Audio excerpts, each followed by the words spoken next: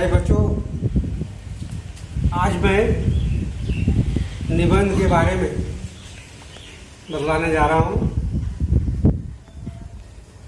कि निबंध को कैसे लिखा जाता है, हम कैसे लिख सकते हैं। आज का टॉपिक है जैसे परोपकार। सबसे पहले जो शीर्षक है उसका अर्थ की व्याख्या करना चाहिए एक लाइन में। जैसे परोपकार, इसको अगर संधि विच्छेद करते हैं तो पर जोड़ उपकार होता है, और पर का मतलब होता है दूसरा, उपकार का मतलब होता है भलाई, यानी दूसरों की भलाई को हम परोपकार कहते हैं।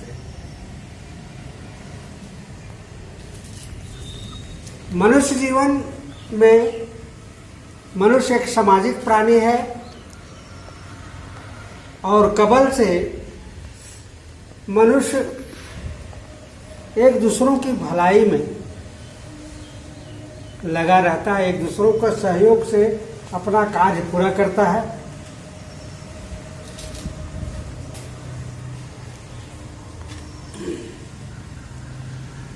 आदि काल से लोग मनुष्य सामाजिक प्राणी एक दूसरे के सहयोग से ही अपना कार्य का निपटारा करता है, दूसरों के परोपकार करता है, दूसरे की भलाई, मदद, सहयोग और उसके कार्यों में हाथ बटाने का काम करते आ रहा है।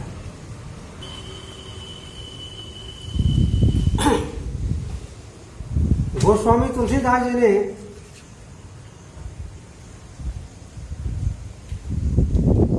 लिखे हैं,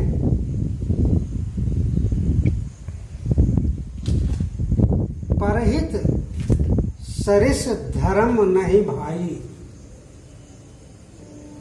परहित सरिस धर्म नहीं भाई, मैंने दूसरों की भलाई के समान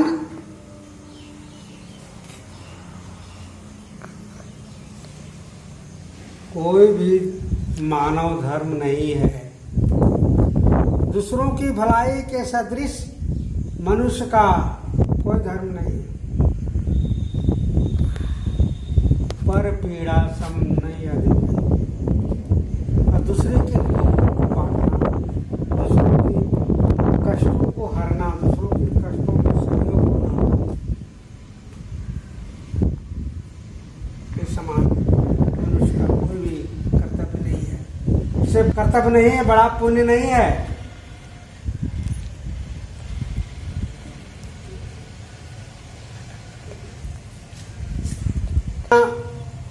मानव जाति का परम धर्म है।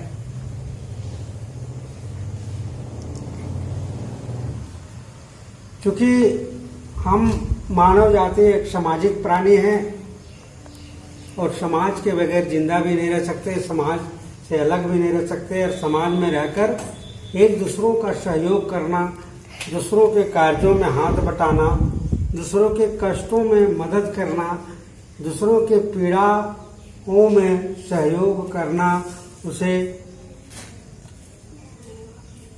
भलाई करना, मदद करना हमारा परम कर्तव्य है, परम धर्म है।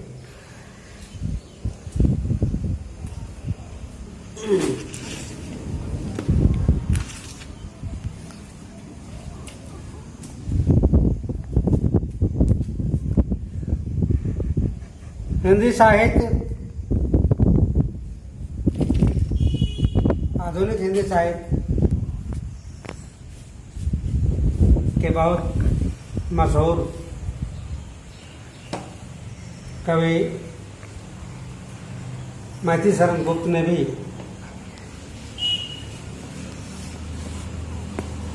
लिखा है कि मनुष्य है वही जो मनुष्य के लिए मरे। मनुष्य वही है जो मनुष्य के लिए मरे।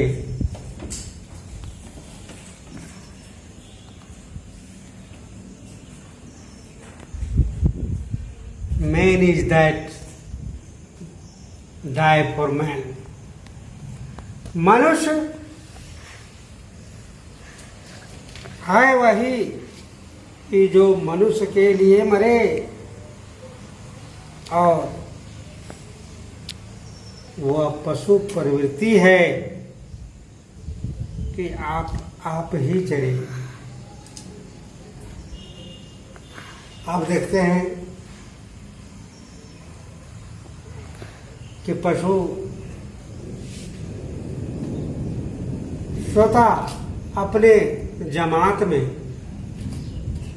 मिलजुल कर चलता है, अपना घास खाता है, चलता है।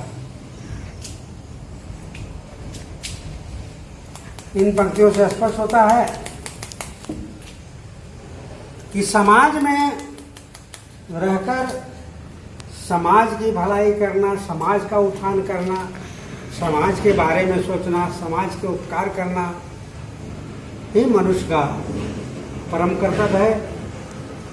एक मनुष्य दूसरे मनुष्य के लिए सहयोग के लिए तत्पर रहे, यही मनुष्य का परम कर्तव्य होना चाहिए, परम लक्ष्य होना चाहिए। आप प्रकृति से अगर शिक्षा लेना चाहें तो भी परोपकार की शिक्षा देती है। कैसे?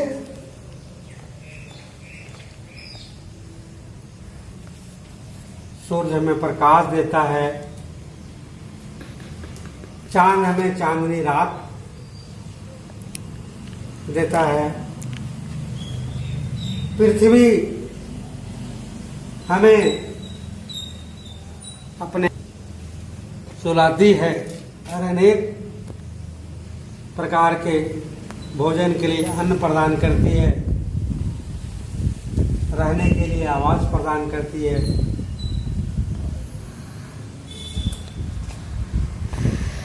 जंगल हमें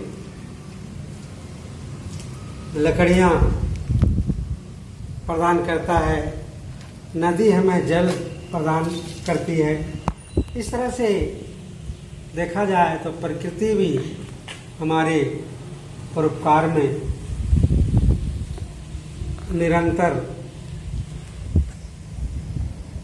लगे हुए। हमें प्रकृति से भी शिक्षा लेनी चाहिए।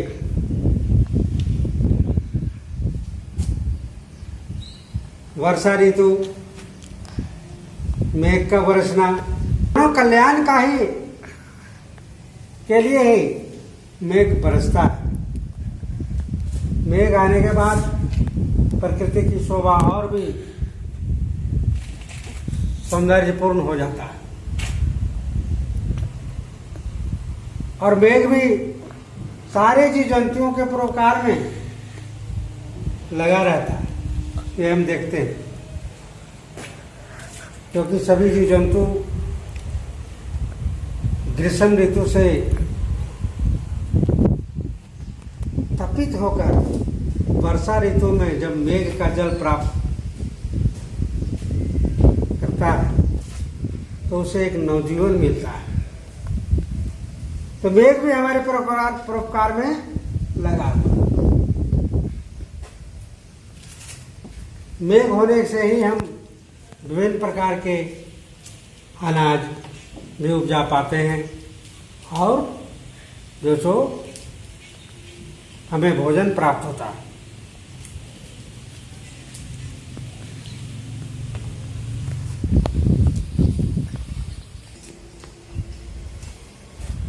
आध्यात्मिक रूप से ग्रंथों में जो वर्णन है कि भगवान शंकर ने समुद्र मंथन में मिले विष का पान करके धरती के कष्ट को स्वयं उठा लिया। महर्षि दधीचि ने राक्षसों को नाश के लिए अपने शरीर की हड्डियां तक दान कर दी। आधुनिक काल में दयानंद, तिलक, महात्मा गांधी, सुभाष चंद्र बोस, अनेक देशभक्तों ने देश को आज़ादी के लिए अपना जीवन कुर्बान कर दिए। आज उन्हीं का देन है कि आज हम स्वतंत्र विचरण कर रहे हैं। पैराग्राफ 3, परोपकार से सुख क्या है? परोपकार करने से आत्मा को सच्चे आनंद की प्राप्ति होती है, दूसरों को कल्याण करने से हमें सुख मिलता है और उसे अलौकिक आनंद मिलता है। उसे आनंद की तुलना भौतिक सुखों से नहीं की जा सकती। परोपकार करने से एक अलौकिक आनंद मिलता है। जैसे हम भोजन करते हैं तो हमारी भूख मिटती है, वो भी तभी हमें आनंद मिलता है, लेकिन वो आनंद और एक अलौकिक आनंद में अंतर है। परम सुख की प्राप्ति होती है हमें परोपकार करने से, एक आत्म शांति मिलती है। ईसा मसीह ने भी एक बार शिष्यों से कहा था कि स्वार्थी बाहरी रूप से भले ही सुखी दिखाई पड़ता है, परंतु उसका मन दुखी और चिंतित रहता है। सच्चा आनंद तो परोपकारियों को प्राप्त होता है।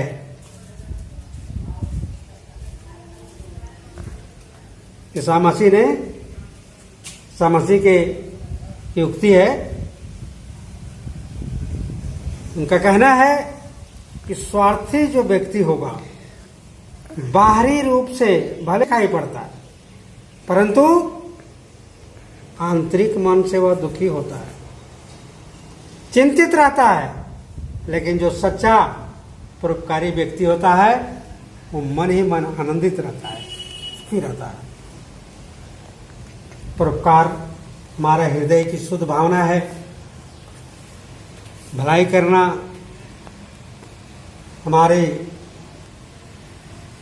करने से हमारे हृदय स्वच्छ, मन शांत सा लगता है। शुद्ध भावना से किया जाता है, उसमें अपने पराये की भावना नहीं रखना चाहिए। जो अपनों को देखकर दया और उपकार करता है वह शुद्ध मानव नहीं है, बल्कि दूसरों को का भी उपकार करना एक मानव का परम कर्तव्य है। परोपकार के लिए चाहे अपना हो या पराया हो, सभी को एक समान देखना चाहिए। जैसे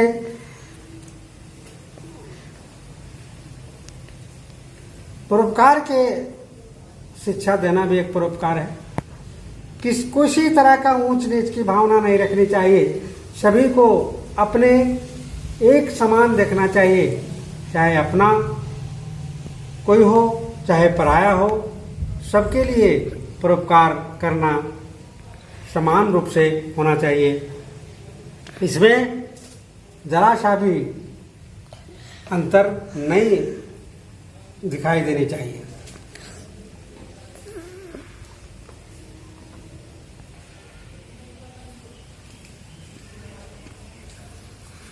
कहता हुआ शुद्ध मानव नहीं है, वह विभक्त मानव है, वह एक प्रकार का अंधा, इसके बारे में जो अपना देख कर दया या उपकार करता है और दूसरों के ऊपर ध्यान नहीं देता। इनके बारे में कहा जाता है कि अंधा बाटे रेवड़ी फिर अपनों को दे।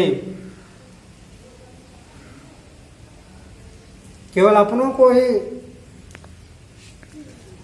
अपनों की भलाई करना परोपकारी नहीं कहलाया जा सकता, बल्कि दूसरों की भला करना ही परोपकार का गुण है।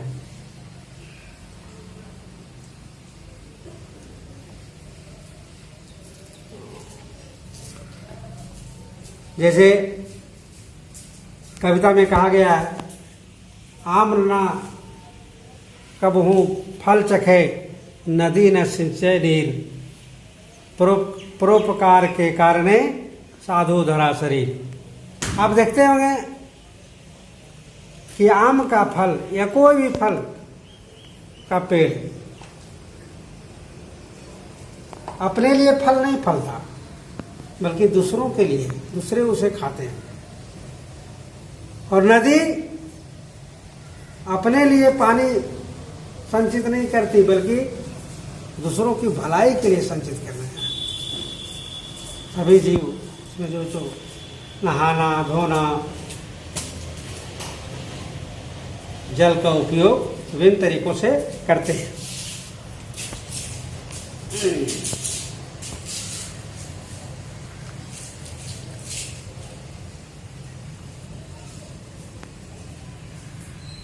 हमें सीख लेनी चाहिए क्या, जैसे सूरज, तारे, चांद, वर्षा, प्रकृति के जितने भी संसाधन हैं, वो कभी क्या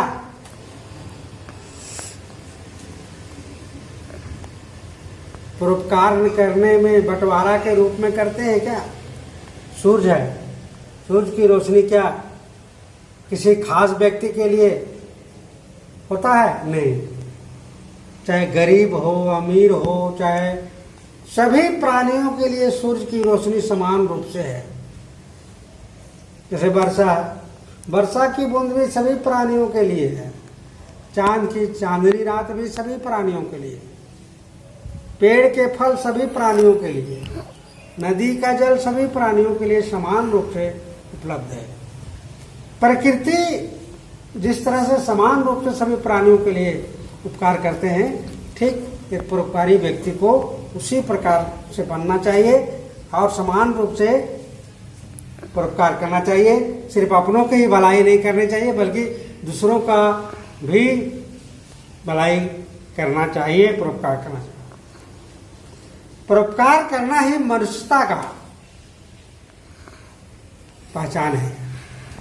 सच्चा मनुष्य तो वही है जो परोपकार करता है, भलाई में लगा रहता है, दूसरों की सेवा में लगा रहता है, दिन रात दूसरे की चिंता में लगा रहता है, दूसरे की जीवन निर्वाह की चिंता में लगा रहता है। वही व्यक्ति सच्चा परोपकारी व्यक्ति है।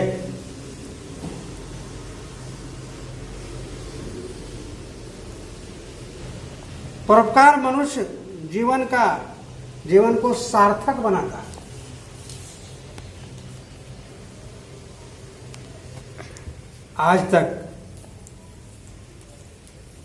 आज हम पढ़ते हैं श्री राम की कथा।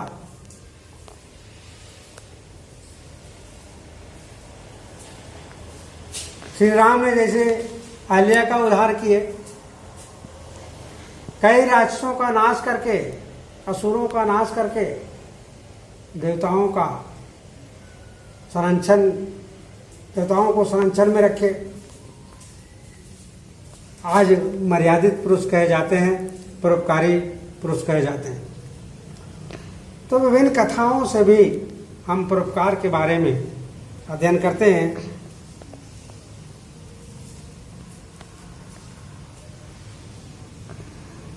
परोपकार मनुष्य जीवन को सार्थक बनाता है। और आज तक जितने भी मनुष्य महापुरुष कहलाते हैं या कहलाने योग्य हैं, चित्र हम अपने घरों पर लगाते हैं, जिनकी हम पूजा करते हैं, वे सब परोपकारी थे, तभी आज उसकी पूजा हो रही है।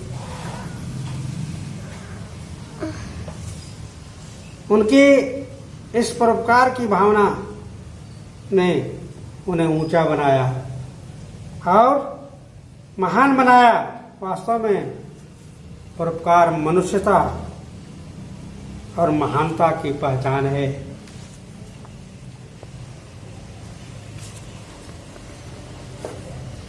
कहावत भी है कि कर भला तो हो भला। स्वभावतः अगर आप किसी की भलाई करते हैं तो आपका भी भला किसी न किसी रूप में ईश्वर करेंगे। गाना भी आप लोग सुने होंगे, गरीबों की सुनो वो तुम्हारी सुनेगी गा, गरीबों की सुनो वो तुम्हारे सुनेगा, तुम 1 पैसा दोगे तो 10 लाख देगा, गरीबों की सुनो। इस गाना से प्रतीत होता है कि गरीबों की अगर भलाई किए तो आपकी भला ईश्वर करेंगे। तुम 1 पैसा दान देते हो तो भगवान तुम्हें 10 लाख तक प्रदान कर सकते हैं। इन सारी बातों से स्पष्ट होता है कि परोपकार मनुष्य जीवन का एक महत्वपूर्ण अंग है, महत्वपूर्ण कर्तव्य है। और मनुष्य जब तक दूसरों की परोपकार नहीं करता है तो वह मनुष्य नहीं है बल्कि असुर है, राक्षस है। मनुष्य वही है जो दूसरे मनुष्य के लिए दिन रात चिंतित होता है और उसकी भलाई में लगा रहता है, दूसरे के सहयोग में लगा रहता है, दूसरों के हाथ बटाने में लगा रहता है।